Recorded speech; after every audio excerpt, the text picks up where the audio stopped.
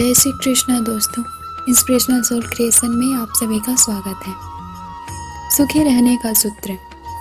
आखिर क्या है सुखी रहने का सूत्र? ये प्रश्न आप सबके मन में भी कभी ना कभी जरूर आता होगा। इस संसार का हर व्यक्ति यह जानने की चेष्टा अवश्य करता है कि आखिर सुखी रहने का सूत्र है क्या।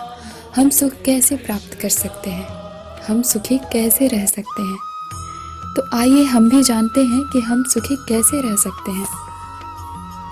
एक दुखी व्यक्ति किसी महापुरुष के पास गया और उनसे सुखी रहने का उपाय पूछने लगा। महापुरुष ने उत्तर दिया, तुम किसी सुखी व्यक्ति का कुर्ता ले आओ, उसे पहनकर तुम भी सुखी हो जाओगे। दुखी व्यक्ति ऐसा कुर्ता पाने के लिए कई स्थानों पर भटकता रहा।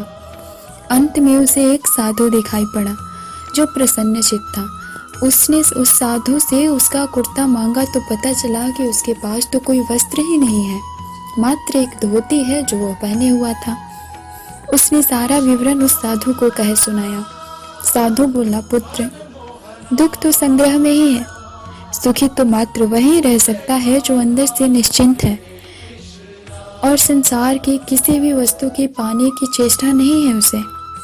जो निर्लिप्त है, निर्विकार है, वही सुखी है। दुखी मनुष्य दुखों का कारण समझ गया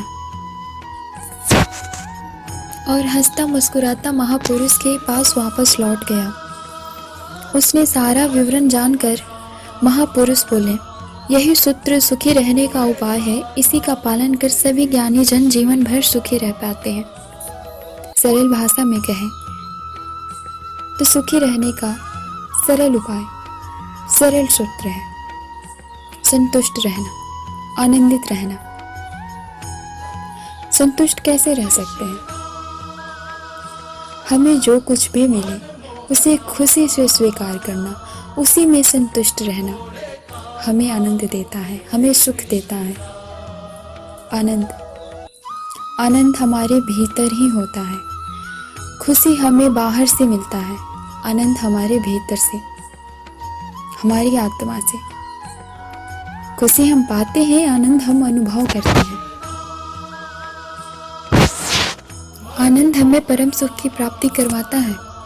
इस संसार की कोई भी वस्तु हमें सुख प्राप्त नहीं करवा सकती। अगर वो सुख प्राप्त करवा भी दे तो वो क्षणिक है,